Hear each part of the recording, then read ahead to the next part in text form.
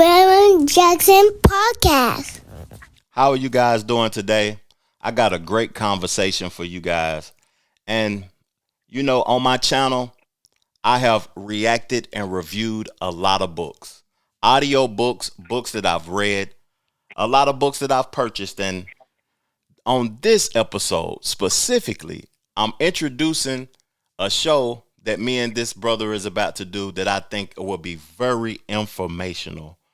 And I'm very happy and pleased to be doing this with him. The book is titled The Divorced Man. Oh, man, we're going to get into this book. We're going to dive deep into this book. And instead of me reviewing and reacting, I have him alongside with me to educate us on the topics at hand. And right now I have him on the phone. How are you doing today, Erick? How are you doing? I am doing fabulous. Fabulous. Thank you for this opportunity. That's great to hear, man. Thank you. Thank you for being on my show and us collaborating and making a show to just conversate about your book, The Divorced Man. Like, you was telling me that around COVID time, you had a lot of experiences and you decided to write this book. Could you tell me more about it, please, sir? Absolutely.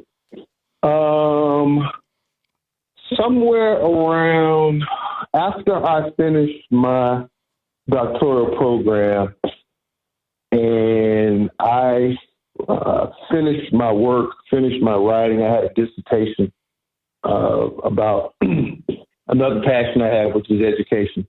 Yes. And I was going through, during the pandemic, I was going through my own divorce while doing a lot of writing. Mm-hmm. And one of the things that I attempted to do, because I'm an avid reader, I went out to try to find some type of resource, some type of guide to help me deal with the problems that come from having a divorce, trying to go through a divorce. Mm-hmm. And I couldn't find much of anything. I looked online. I went to libraries. I went a lot of places looking for support. Yes. And I couldn't find anything. And then I decided, well, you know what? Maybe it's my time to write a book about this topic. And that's the origins of how it got to be written and published. And your experiences is like experience in life is a great time to write a book. But my question to you is, why do you think that it's not that much information out there about that topic?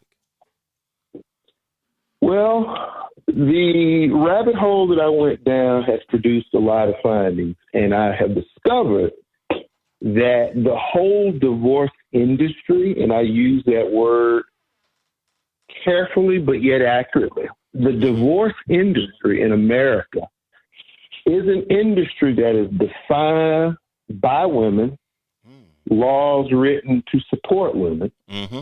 And for men, we find out when we get into it. We find out that this system, law and this culture works this way.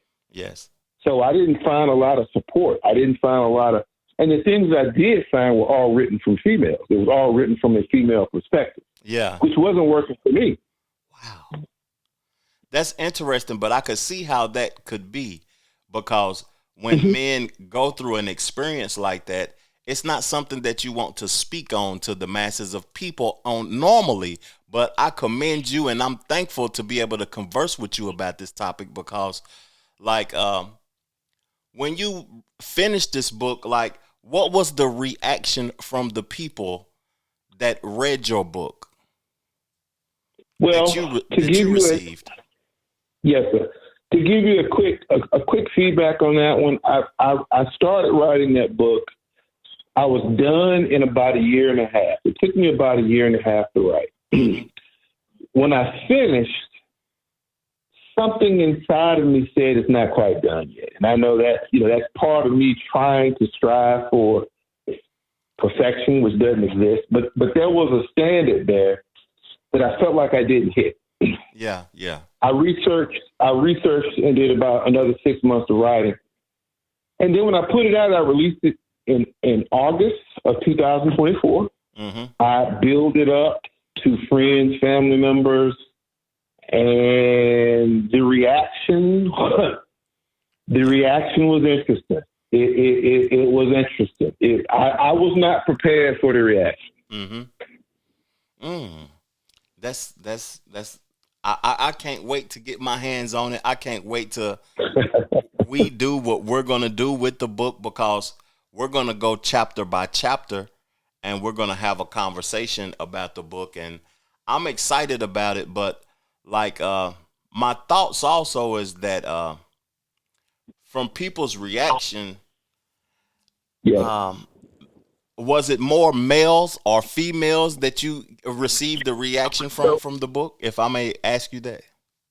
That's an excellent question. See, so I anticipated, if you see the writing in the book, I went out of my way because I know the culture and climate that we're in right now in America, where if you have a man who's attempting to express himself, get his thoughts on this process, there's a fine line that a man has to be able to get to before he has the perception that he's being misogynistic, before he's being sexist. And I knew that, and I went to great lengths to show that was not my end game. Yeah. My end game was to talk about the emotional, the mental trauma that men go through that does not get A, reported, and B, doesn't get talked about from a male perspective.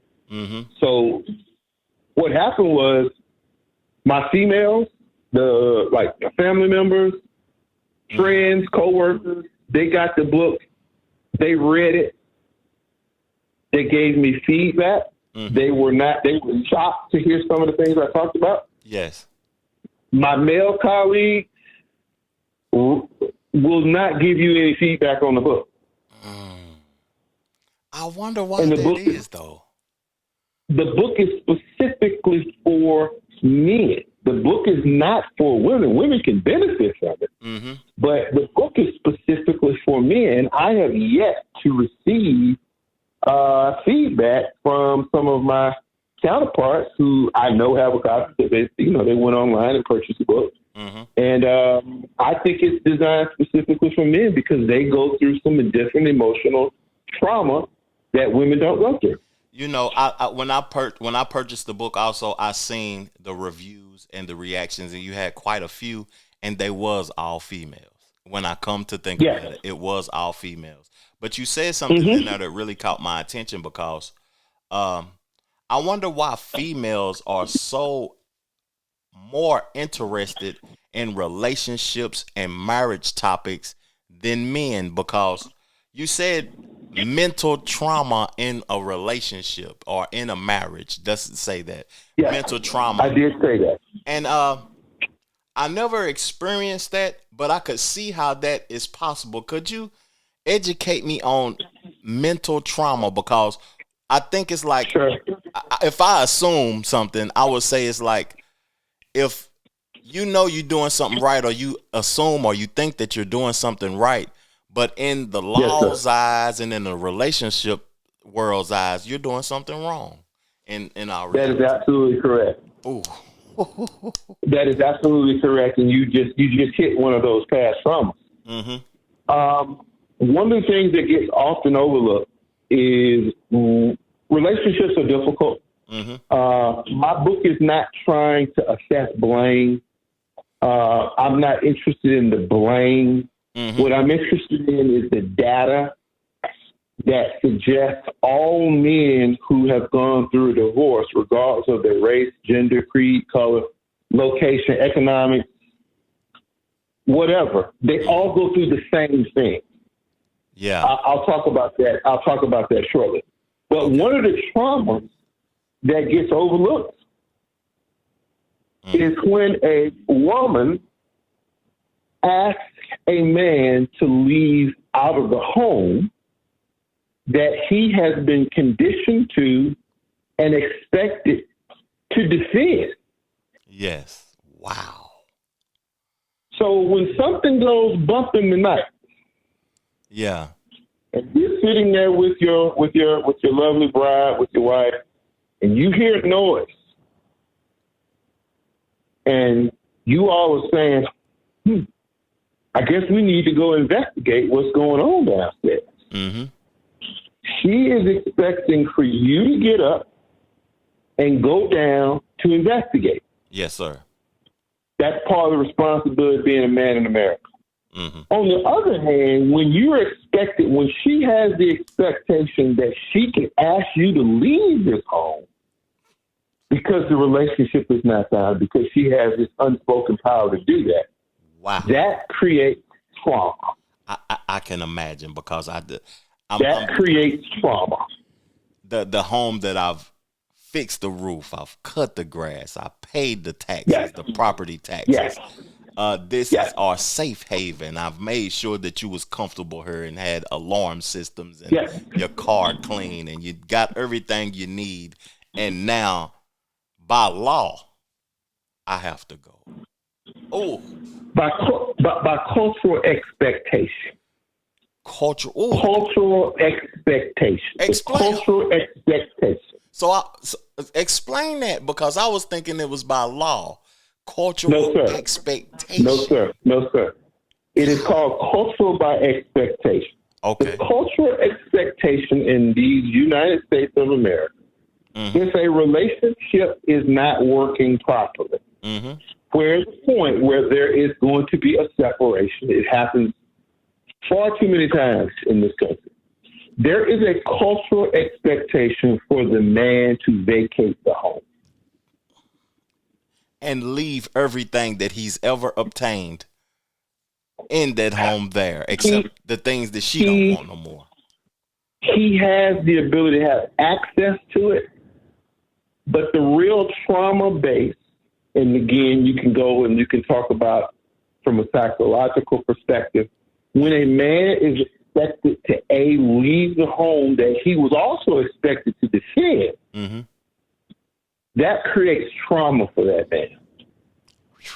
Some women have said, well, I don't understand what the big deal is. You're just in a disagreement and you expect it to do. I said, no, you do not understand it because you're not a man. Yeah. When you are expected to do that, that creates trauma. When you are physically have to vacate your premises for your child, regardless if your child is in 4th grade, 1st grade, 12th grade, whatever, that creates trauma. In this book, do you tap into how in a relationship men are not to be led and react with feelings and emotions anywhere in this book? That is chapter 3. Okay.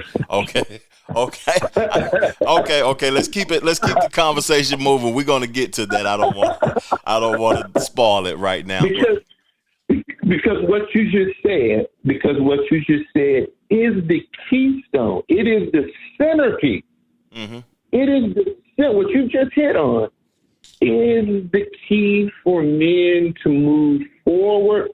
However, there's a chain reaction. I talked about it in my book. From the time you get those you hear those magical words to receiving those magical papers, there is an emotional upheaval that's going on. That most men, they will not hear it from their lawyer. They may not hear it from one of their boys who hasn't gone through it. If they're fortunate to have a father figure, the father figure will counsel. If they're not fortunate, then they have to man up and do it themselves. Okay. But you just hit the key, though. You just hit the key on why so many men struggle with this process. And it has nothing to do with economics. So we won't use the obvious that the more money you have, the easier the transition is. Yeah, because the money doesn't matter when it does not matter. It's over. It's over. When it's over, it's over. Yeah. Yes, sir. Now, I don't want to give too much. I want to introduce you. I want to introduce what we're doing, but I don't want to give too much. But I have 2 more questions. One is about the research, and another one I think it may not even be relevant to the conversation, but I just have to ask it. Go ahead and ask. The percentages of divorce based Yes, upon a man creating the divorce and a woman creating the divorce, it is Yes, sir. largely separated. In today's time, what would you think that percentage is? Well, I will give you the most accurate information on that. My research has discovered that in 2015, there was a landmark study that came out that talked about this very topic that you and I are talking about. Yes, sir. And at that particular time, the divorce percentages were 69% of all divorces in the United States are facilitated by women. A decade ago. Yes, sir. Mm-hmm. I would suggest between COVID, between all the things that have happened, if I were a betting man and I have looked at current research, I've seen high, and by the way, the U.S. Census Bureau, Yes, sir. they do amazing statistics on this stuff. I would say right now that the U.S. divorce rate is somewhere around, the highest is about 74%. I would say we're in the 70 percentile, which means we're talking about 3 out of 4 marriages.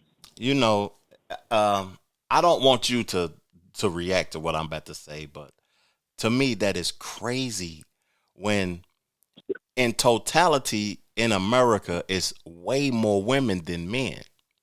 And then Yes, the divorce rate is higher amongst the black community when it's like one man for every 10 women. So it has to be a reality crisis. That's the only way that I could think of it. It has to be. And that's an understatement. Yeah. That's an understatement. Now, okay. That's an understatement. My last question, because we'll be back next week with chapter 1 and we getting right to it. How, like, your research? Yes. Please explain, how did you research this and experience all in your experiences and everything, your methodology to your research for this book? Okay.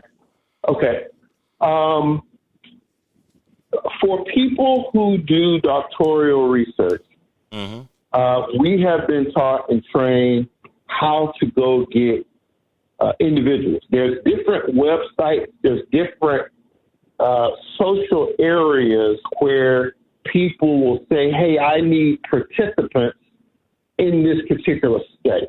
Yes. And you will get a response.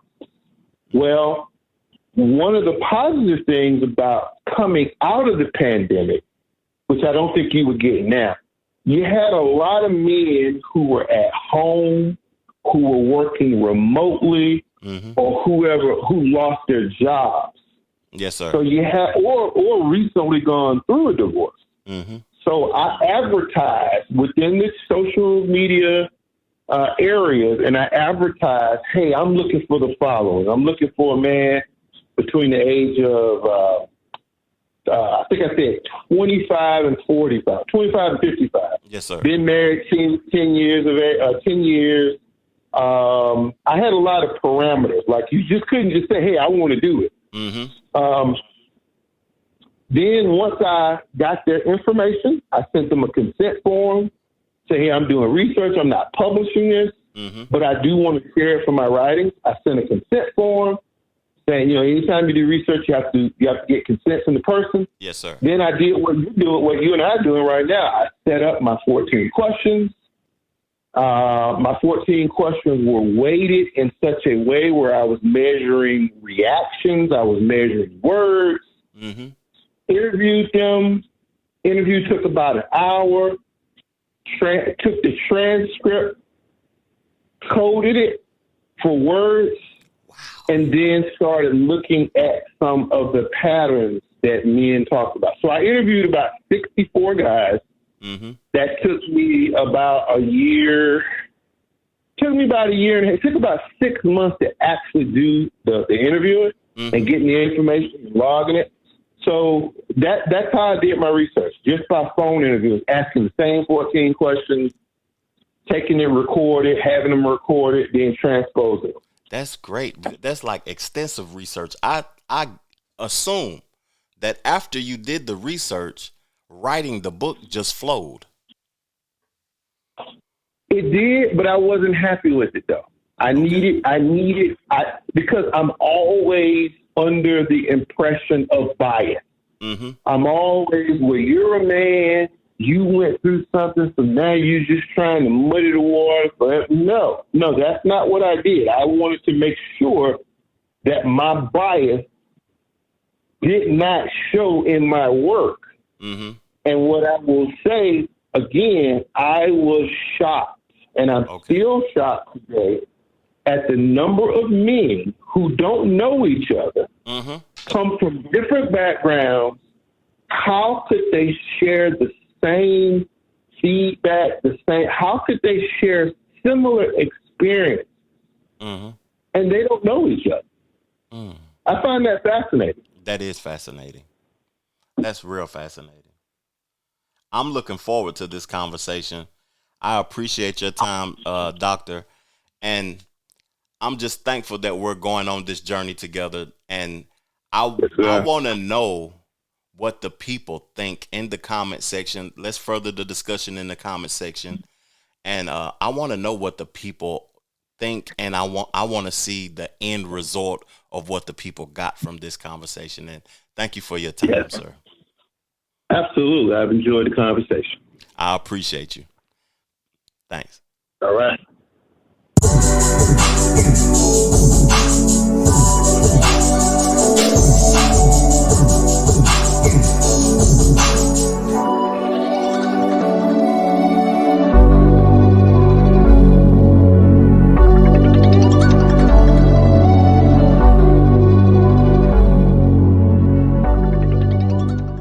The Trevor Jackson Podcast.